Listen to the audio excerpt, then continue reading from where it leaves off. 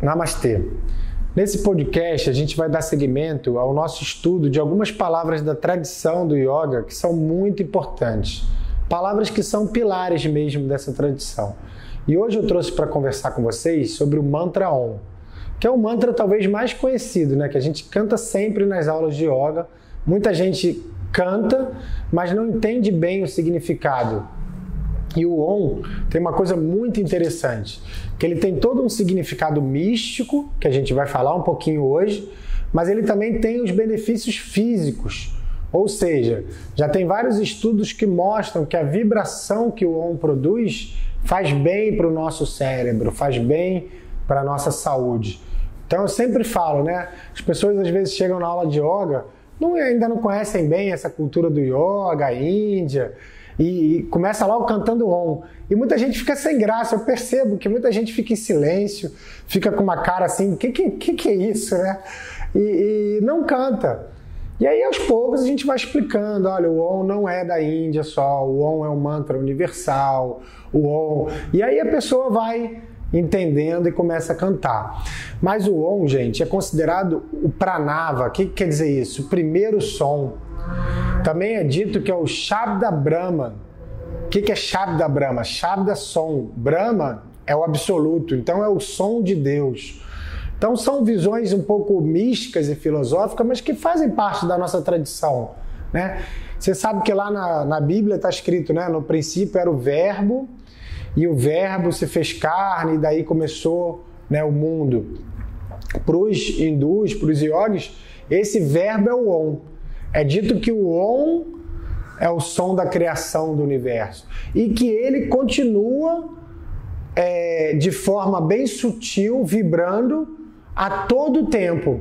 Então, quando a gente começa uma aula de yoga cantando 3 vezes o Om, naquele momento é como se a gente se conectasse com o absoluto, com a natureza, com os outros seres vivos, com os seres humanos. É uma forma de conexão. O Om é uma forma de conexão. Mas é dito muita coisa em relação ao Om. Por exemplo, é dito, como eu disse, que ele é o som de Brahman, de Deus. É dito que a palavra Om é o nome de Deus. Isso tudo está nas escrituras do yoga, tá, gente? Está nos Upanishads. Os Upanishads, depois a gente vai falar também sobre eles. Mas é uma série de livros que quer dizer sentado ao pé do mestre. É uma parte dos Vedas, que são livros importantíssimos para a Índia também. Então, nos Upanishads, por exemplo, o Mandukya Upanishad, ele diz que o Om é o presente, o passado e o futuro. O Om é o estado acordado, o estado dormindo e o estado de sonhos. Então, o Om, ele caracteriza muita coisa para essa filosofia. Tanto é assim que a maioria dos mantras dessa tradição começam com o Om, né? O Gayatri, Om Bhurva Swaha, Om Namah Shivaya, Om Ganapataye Namaha. Muitos mantras começam com a sílaba, a gente chama a sílaba sagrada Om. Então, como que a gente pode usar o Om? Sempre que for começar o dia, sempre que for começar algum trabalho, quando for começar a aula de yoga, por exemplo, no Instituto Hermógenes, há 60 anos, todas as aulas, a gente faz o Sopruha e faz o Om 3 vezes no início. E no final, canta mais uma vez o Om e o Shanti, Shanti, Shanti, que quer dizer paz. Então você imagina que há 60 anos, tendo aula de manhã até de noite, a gente vibra o Om, no mínimo, 4 vezes em cada aula. E isso, como a gente acredita que é uma energia, imagina que a energia, a vibração desse mantra permeia, né, todo o salão de prática, todas as pessoas que estão ali. Então é muito comum, às vezes, a pessoa vir praticar no instituto e falar assim, nossa, aqui eu sinto uma energia, eu sinto uma vibração muito forte. Grande parte disso é por causa do Om, que é vibrado há 60 anos, tantas vezes. Então, o Om, também chamado de Pranava Om, é o som que conecta você com isso tudo, que abre essa visão mais sutil e mais espiritual. Mas como eu falei lá no início do nosso podcast, O Om tem essa parte filosófica, mística, e lembrando de novo que não é só de indiano, não é só da Índia. O Om é um símbolo e um mantra universal. Então, pessoas de qualquer fé, de qualquer religião, devem ser beneficiadas pelo Om, tá? Tem essa parte toda filosófica mística que é muito bonita, tem muita coisa falando sobre o Om, mas tem a parte física, estrutural. Já se sabe que alguns sons, de alguns mantras e a vibração que esse som produz tem efeitos terapêuticos. Tem efeito de acalmar o estresse, a ansiedade. Então, quando a gente canta o Om, tem toda essa coisa mística, mas tem também o equilíbrio psicofísico, ou seja, a mente e o corpo. É como se naquele momento que a turma está cantando Om, todo mundo está entrando na mesma sintonia, todo mundo está entrando na mesma vibração. E aí a aula vai decorrer de uma forma muito mais harmoniosa, muito mais integrada, tá? Então, mais uma coisa, eu vou dar umas dicasinhas de como cantar o Om, que isso é importante. A gente diz sempre que o Om nasce do coração, ele não nasce da boca. Então, é como se uma vibração começasse do coração, fosse subindo pela garganta e terminasse na língua. Por que na língua? A gente começa esse no final é a ponta da língua que está no céu da boca. E aí você vibra. Então, ele vai subindo do coração, vai passando O pela garganta, e quando ele chega na língua, ele termina com um M.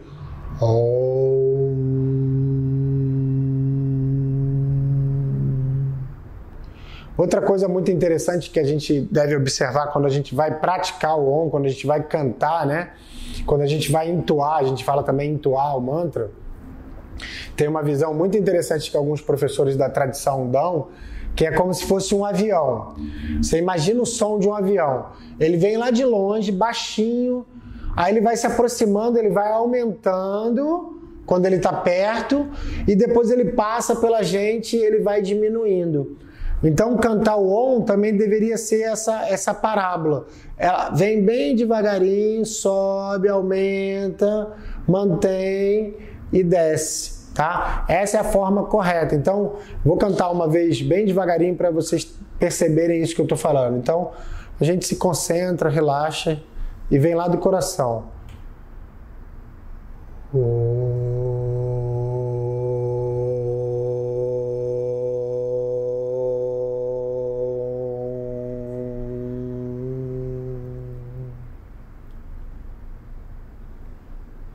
Então, percebe que ele vem baixinho, sobe e desce, né? E o Om, quando a gente canta o Om, de novo, é aquele momento da nossa conexão com Deus, com o absoluto, com a paz. Por isso, repetir várias vezes o mantra Om é outra prática. Por exemplo, a gente pode gravar um vídeo falando mais sobre isso também. A prática da repetição constante dos mantras, que a gente chama japa, ou namasmarana, ou seja, repetir o mantra. Então vocês veem, às vezes, por exemplo, o pessoal Hare Krishna fica cantando o mantra Hare Krishna quase que o dia inteiro. Na tradição do yoga, a gente pode repetir o Om. Então a gente está andando mentalmente mesmo. Está lá pensando Om, Om, Om. E isso é uma forma de meditação também, a meditação do Om. Você começa repetindo de forma que dê para escutar, depois você repete bem baixinho, como se estivesse murmurando o Om, só para você, e depois você passa a repetir mentalmente, tá? Então são algumas aplicações que a gente pode usar o Om no início das aulas, no final das aulas, para praticar o canto dos mantras durante o dia, né, mentalmente. Por que a gente fica repetindo os mantras durante o dia? Para nossa mente não ficar tão dispersa, tão distraída em qualquer assunto. Se eu estou ali cantando Om, mesmo que mental, a minha mente está presa ali no Om, que é uma coisa sagrada, que é uma coisa importante. E também usar para praticar a meditação do Om. tá? Então, gente, vamos cantar o Om, ser feliz, entender que tudo no yoga tem um simbolismo muito grande. E o Om talvez seja o maior dos símbolos do yoga, né? Aquele símbolo que você conhece, aquele desenho do Om e o som do Om. Isso significa... Isso em qualquer lugar que você vê o mantra Om ou que você escuta alguém cantando Om, na mesma hora você vai lembrar de yoga e meditação, tá? Vale também da gente passar essa meditação. Você acha essa prática? A gente pode fazer um pouquinho da meditação do Om, né? Então eu vou encerrar o vídeo fazendo um pouquinho dessa prática do Om. Então a gente procura uma posição confortável, relaxa o corpo e, como eu falei, esse Om da meditação, ele tem uma característica um pouquinho diferente. Ele, na hora de pronunciar, ele é mais curto, porque na meditação, na verdade, o mais importante não é o Om, é o silêncio que fica entre o Om e o outro, tá? O Om é como se fosse uma âncora, é uma coisa que chama você para a consciência. Mas o mais importante é o silêncio entre um Om e o outro Om, tá? Então, como eu falei há pouco tempo, eu vou repetir. Primeiro um pouco, vocês vão escutar, depois vocês vão ver meu lábio mexendo bem baixinho e depois eu vou repetir um pouco mental, tá bom? Então, pega uma posição aí confortável, alinhada.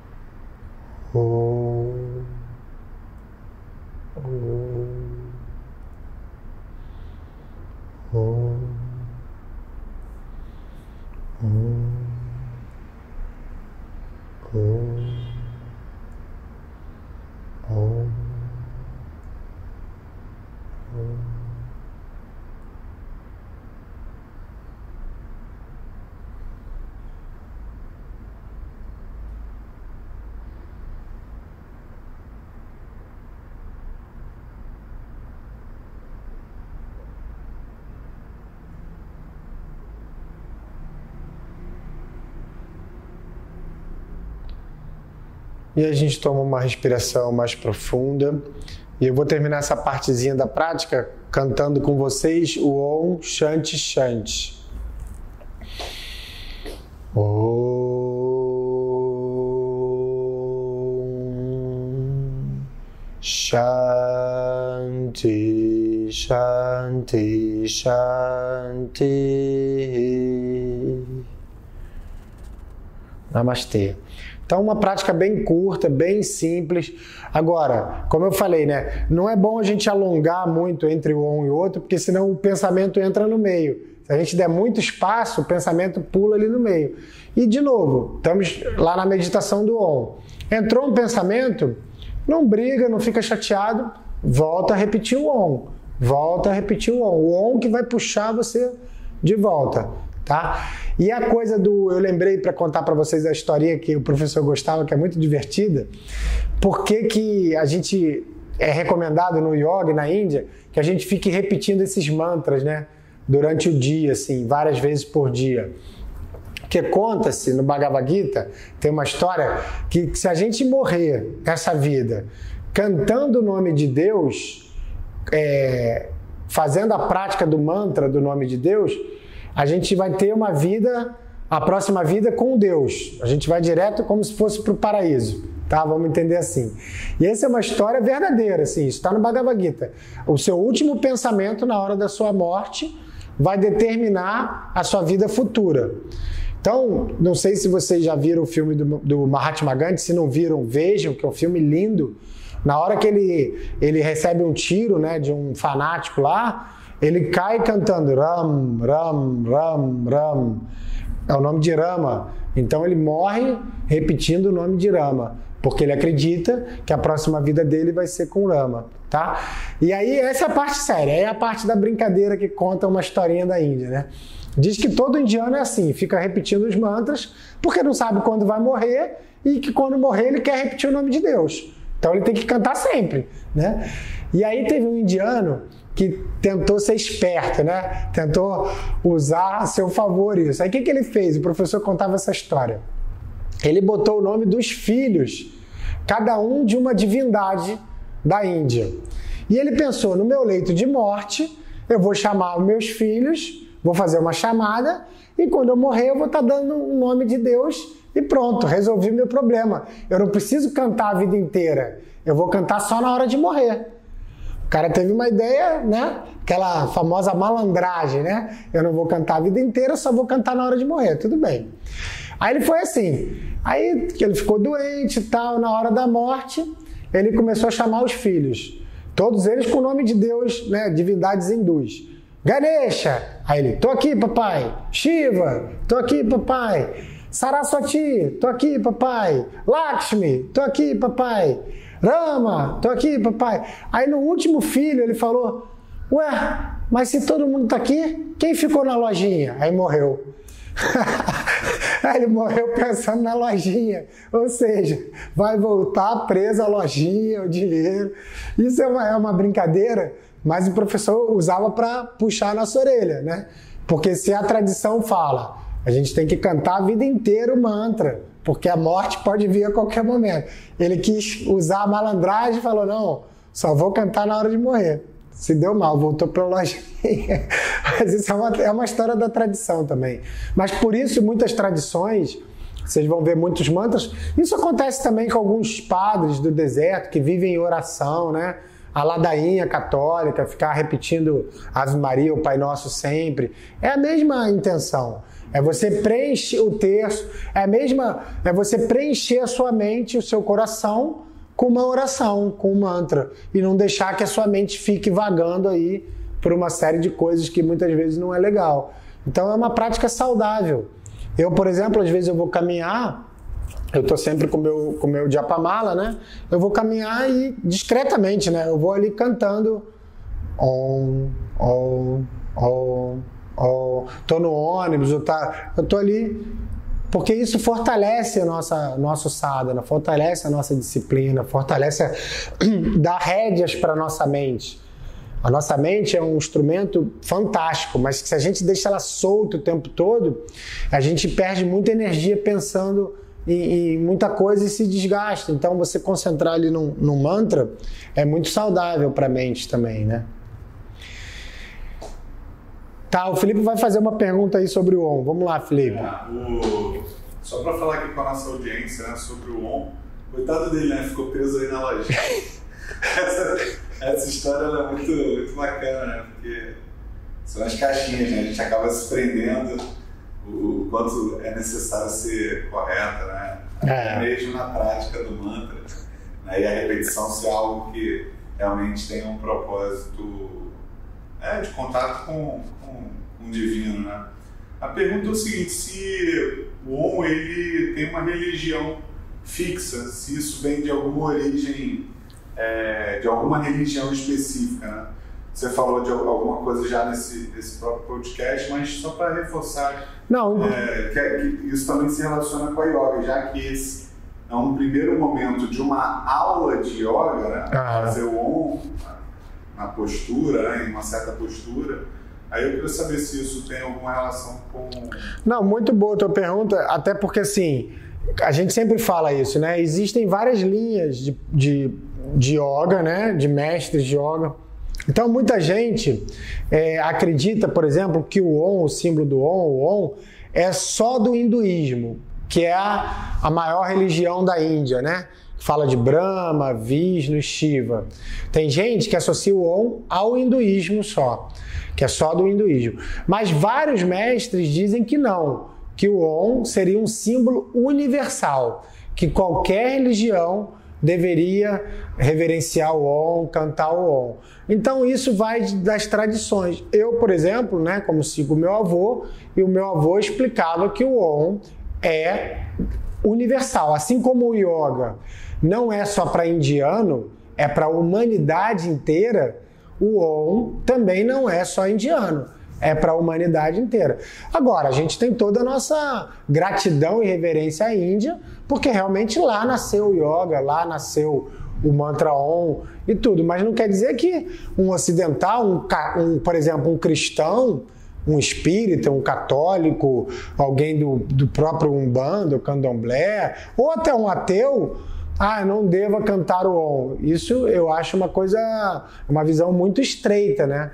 A gente sabe que algumas religiões mais fechadas um pouco, vamos dizer assim, são meio críticas ou meio falam para as pessoas não fazerem, mas eu acho que isso é um pouco reduzir muito o que é religião, né? Reduzir muito o que é espiritualidade. Acho que além da religião está a espiritualidade. O Om está mais ligado à espiritualidade do que uma religião. E isso, repetindo, na nossa linha, na nossa visão, eu respeito quem pense diferente. Mas eu acho, senão a gente vai pensar assim, só indiano pode fazer yoga? Só indiano pode cantar o Gayatri? Só indiano pode ser vegetariano? É uma coisa que não é lógica. Se faz bem para qualquer ser humano, é uma coisa que é da humanidade. Né? Nasceu na Índia, mas é da humanidade. Quer dizer que só todo filósofo tem que ser da Grécia? Não, a filosofia é uma coisa do humano. Nasceu na Grécia, mas é do humano, né? No início desse podcast foi engraçado, eu me vi nessa tua fala de que a pessoa, quando vai começar a fazer yoga, né? As primeiras vezes eu também fiquei meio assim, porque tem um estereótipo, né, do mantra Om, né? Parar e uma diferença muito grande do praticante de yoga e do não praticante, né? Aí vem filme, né? A pessoa falando Om, né? Sempre vira piada. Não, e aí se vê fazendo aquilo, né? É estranho. É estranho, né? Fala, cara, às vezes é até engraçado, né? Mas a repetição também leva a pessoa talvez seja até uma manifestação divina mesmo, achar aquilo ali engraçado, ser algo feliz, né? E experienciar. Um momento de, pô, eu tô aqui, né? Agora eu tô aqui com esse contato divinizado. Não, mas o que você falou é engraçado mesmo, porque até quando você vê programas humorísticos, né? Tinha há pouco tempo aí na TV que falava sobre yoga de uma maneira bem, né? Brincando, tirando sarro e tal, porque eu não vejo nenhum problema nisso. Mas piadas que a gente recebe, né? É sempre com Om, né? O cara tá lá, Om, fazendo brincadeira. Mas é engraçado como o Om, você vê até na brincadeira, ele tá muito preso ao que é o yoga. Não, é yoga, né? Você vê uma pessoa cantando o Om, mesmo tirando sarro, brincando, aquilo te remete a yoga. Você faz yoga, você fica lá cantando Om, todo mundo sabe que o Om é do yoga, né? E essa minha reflexão veio agora. Eu vou contar uma história muito engraçada que aconteceu comigo essa semana, muito legal. Saí de uma cerimônia lá do pessoal do Sai Baba que a gente faz e tal, aí fui na padaria aqui perto de casa, né? Aí eu tava com uma calça daquelas largas, né, brancas assim, uma camisa, e eu tô sempre com o meu japamala, né? Eu uso sempre, até isso é uma coisa que a tradição fala também, pra gente andar com o japamala, porque a qualquer momento você pode tirar e cantar o seu mantra. Não é um enfeite. Também né? Um colar, sei lá. Mas não é só para enfeitar. É para você estar com isso à mão. Shivananda, um grande mestre, fala, o japamala tem que estar sempre à sua mão. Ou na sua bolsa, ou no seu pescoço. Porque às vezes a gente está numa situação difícil, a gente pega e canta. Om, om. Mas aí voltando, estava lá com a minha roupa e tal. Roupa normal de ocidental. E com o meu japamala. Eu fui comprar pão. Aí eu tô comprando pão e tô vendo que o rapaz tá me olhando assim, né? Aí o rapaz virou para mim e falou assim, você é monge? Eu falei, não, eu não sou monge. Por que você acha que eu sou monge? Não, com essa tua roupa aí e esse cordão aí, você só pode ser monge. Aí eu achei engraçado, né? Como o estereótipo, às vezes, a maneira de você se vestir, de você se comportar, remete a quem você é realmente, né? Não que eu seja monge, que eu não sou monge, sou casado, tenho vida em família, sou professor de yoga. Mas mesmo uma pessoa assim, que a gente vê de uma cultura um pouco limitada em relação ao que é da Índia, em relação ao que é da yoga, ele vê um cordão assim, um cara, sei lá, barbudo, com uma roupa, né, bem confortável. Aí eu falei, não, eu não sou monge, eu sou professor de yoga. Então tá explicado, você fica lá cantando Om. né? O cara da padaria, ele viu que eu primeiro estava super tranquilo ali, conversando com ele, esperando e tal. Segundo, uma roupa confortável, não era uma roupa indiana não, gente, era uma roupa ocidental, mas bem confortável na minha, com o meu japamala, que é uma coisa importante para mim, pelo menos, e o cara associou, pô, esse cara é um monge. Aí quando eu falei que não era monge, eu falei que era professor de yoga, trabalhava com yoga, ele falou, então você fica lá cantando Om. Então, como o Om e esse tipo de japamala também, né? Isso já está no inconsciente coletivo, né? A pessoa fala em Om, fala em yoga, né? Fala em tranquilidade. Você sabe... Ele perguntou, você sabe meditar? Mas realmente relaxa? Aí você vê, cara, o cara ali, caixa da padaria, mas já com essa informação, né? Isso é muito legal, né? Porque espalha de uma maneira para todos, né? Um pouco, talvez, flexível demais, mas... mas assim, às vezes é uma brincadeira, né? Um sarro, é uma piadinha, mas que fica na mente também da pessoa, né? E uma outra pergunta é a seguinte, se só fazer o mantra Om, eu já estou praticando yoga. É uma prática, sem dúvida. A prática de cantar os mantras, né? Existe uma linha tradicional do yoga que é mantra yoga. Eu citei rapidamente os Vedas. Os Vedas são os livros mais clássicos, mais importantes dessa cultura do yoga, né? E eles são mantras, eles são em forma de mantras. Então, quando você vê alguma imagem, né, de um brahmane, né, aquele sacerdote que usa aquelas roupas e tal, e eles estão falando aquelas palavras em sânscrito, repetindo ali, aquilo é os Vedas, eles estão cantando em forma de mantras. E os mantras têm o poder de purificar, de levar saúde. Então, como uma oração também, né, a gente acredita, não tem aquela... Antigamente tinha aquela figura da rezadeira, né? No interior aqui do Brasil, isso é muito comum. A criança está doente, antes de ir no médico, não, leva na benzedeira, leva na rezadeira, ela vai rezar essa criança. E tem o poder da gente fazer uma oração, fazer uma mentalização, fazer um mantra com o intuito de curar. Existem na tradições mantras que são específicos para curar problema de saúde, mantras que são específicos para remover obstáculos, mantras que são específicos para prosperidade. Então tem vários mantras. Existem estudiosos dentro do yoga que ficam nessa linha, mantra yoga. Então, sem dúvida, cantar mantra é praticar yoga. É parte fundamental. Eu te pergunto porque yoga é para todos, né? Nos podcasts a gente tenta deixar isso bem claro, né? Que muitas pessoas estão acamadas, não têm condição de fazer posturas, né? E só não, né? Porque é quase tudo, né? Só com o entoado Om podem também sem dúvida ter um contato direto com a cura ou com uma vida com um equilíbrio, né? Um equilíbrio melhor. Com um ato que parece ser simples, mas é uma prática, não? Sem dúvida, porque no yoga tem toda uma parte muito mais sutil que às vezes as pessoas não veem, não entendem bem, mas o yoga ele não considera só o corpo físico, né? A gente tem o corpo de emoções, o corpo de energia, o corpo sutil, o corpo espiritual. Por exemplo, a gente pode falar num outro podcast também, existem os chakras, né? Aqueles centros energéticos. Então, quando você canta um mantra como Om, é como se você estivesse alinhando esses centros energéticos que você tem no corpo, entendeu? O Om tem esse papel também, equilibrar energeticamente o seu corpo. Então, por isso que eu falei, né? As pessoas cantam antes de uma reunião, antes de entrar no trabalho, antes de almoçar, porque eu canto Om para comida, é como se a energia do mantra passasse para o alimento também.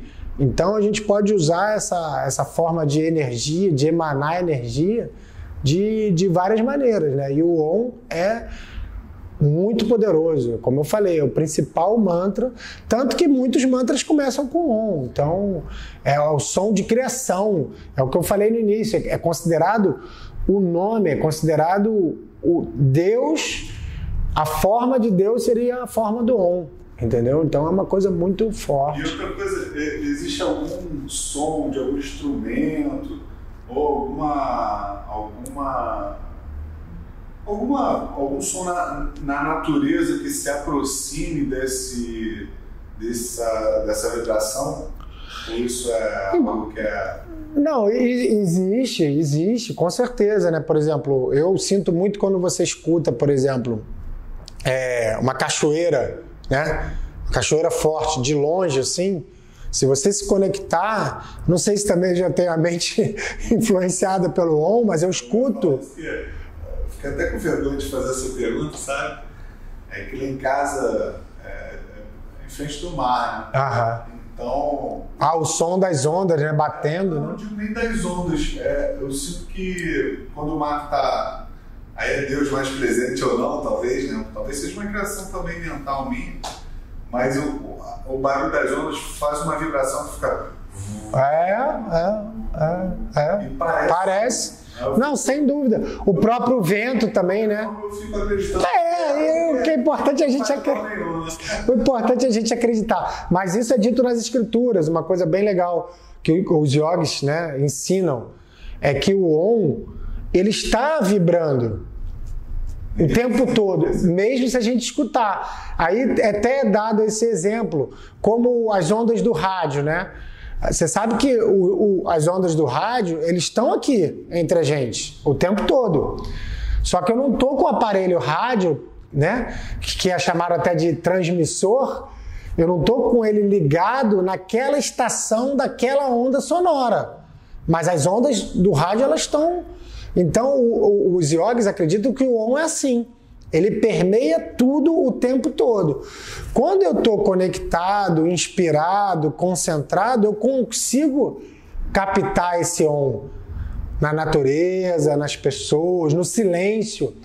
Eu não sei se vocês têm essa experiência, pode até me achar meio maluco, mas quando você está naquele silêncio total, parece que o silêncio tem um som, parece que o silêncio emite uma vibração. Eu sinto isso. O silêncio me preencher de alguma maneira.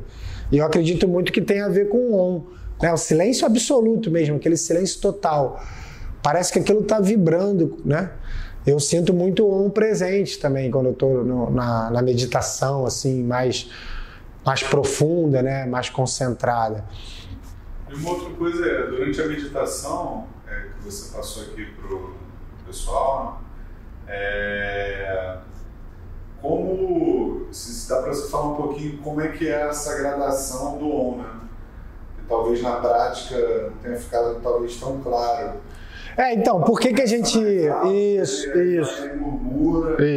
Por que é usada essa técnica, né? De repetir alto, depois murmurar e depois em silêncio. Porque quando a gente repete alto, a gente fala e a gente está escutando bem. Então chama atenção, né? É como se fosse do mais denso para o mais sutil. Eu começo alto, chamando atenção, prestando atenção no som, na altura que o som está. Aí depois eu começo a murmurar, porque a minha consciência, ela vai se concentrando. Ela vai indo para um ponto, né? Vai focando, né? Ela vai focando. Aí só de murmurar, eu já estou conectado, eu já tô sabendo que eu estou ali na repetição. E aí afina mais ainda. E aí vai para o mental. Se às vezes a gente começasse direto no mental, seria difícil fazer esse mergulho na concentração. A gente poderia começar o mental. Só que aí vem um som alto da rua. Aí aquele som alto tira a tua atenção. Uma preparação. É uma preparação, é um mergulho. Eu sinto como se fosse um mergulho. Você vai do mais alto para o mais sutil, para o mais espiritual, né? Mais inteiro. Isso. Então eu acho que é essa a importância de começar repetindo alto, murmurar e repetir mental, né? É uma forma de você ir se aprofundando. E o meditar no Om é fantástico, gente. É fácil e é uma das meditações mais recomendadas pelos grandes mestres do yoga, é meditar no Om. Por quê? Porque o Om também, não sei se vocês percebem isso, quando eu canto o Om, é como se eu estivesse no silêncio total, o Om nasce do silêncio, e ele mergulha de novo no silêncio. Ele é um som, só que ele parece que ele casa melhor com o silêncio. E não é um som que me remeta a alguma ideia, ou alguma expressão, alguma coisa, né? Por exemplo, uma coisa muito boba, mas se eu repetisse árvore, árvore, árvore, também pode, é uma palavra.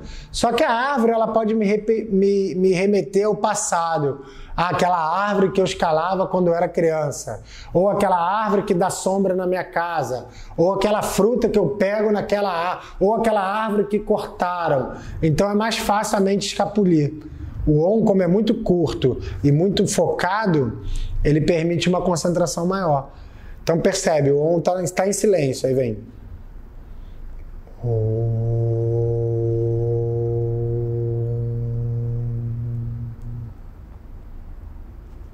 É como se ele fizesse parte do silêncio, entendeu?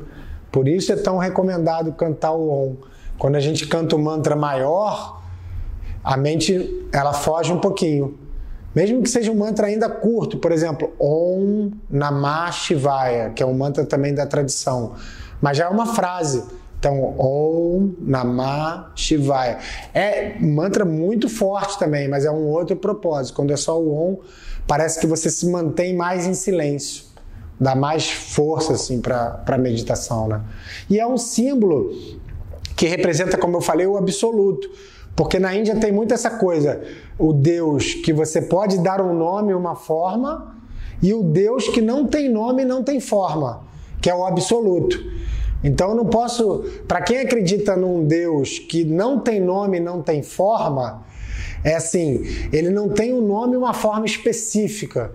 Por exemplo, né, lá para os muçulmanos, Alá, ou Jeová, ou Jesus, para quem acredita, é um nome, é uma imagem. Existe na cultura da Índia o Deus que não tem nome, que não tem forma, que é tudo, que é o Deus absoluto. Por isso o Deus absoluto é o Deus que é Jesus, que é Alá, que é Buda, que é Jeová, mas que é aquela montanha, que é aquela árvore, que é aquela pedra, que sou eu, é o Deus que está em todos.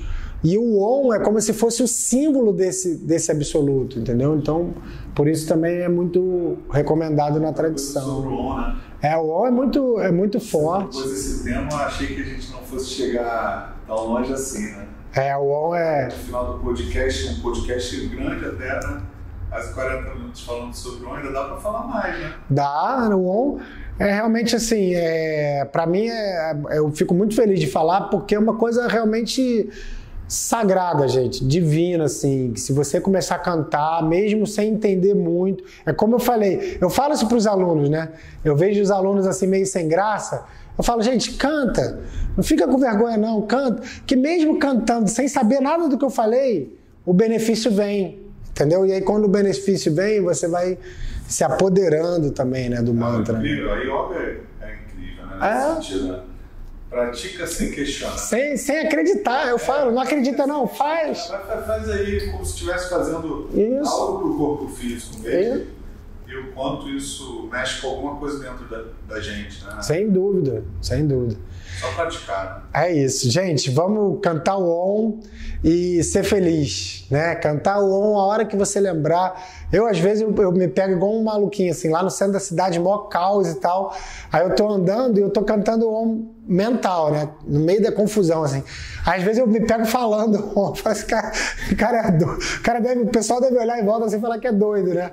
Mas é uma maneira de você estar no meio da cidade, ali no meio do caos, né? Aqui no Rio de Janeiro, vocês sabem como é que é, né? Camelô, o pessoal atravessando e você tá ali, tá no meio, aquela história, tá no mundo, mas está tentando manter uma consciência espiritual, uma coisa purificando e emanando também para as outras pessoas, né? Isso é muito legal. Então vamos cantar o Om e ser feliz. Namastê.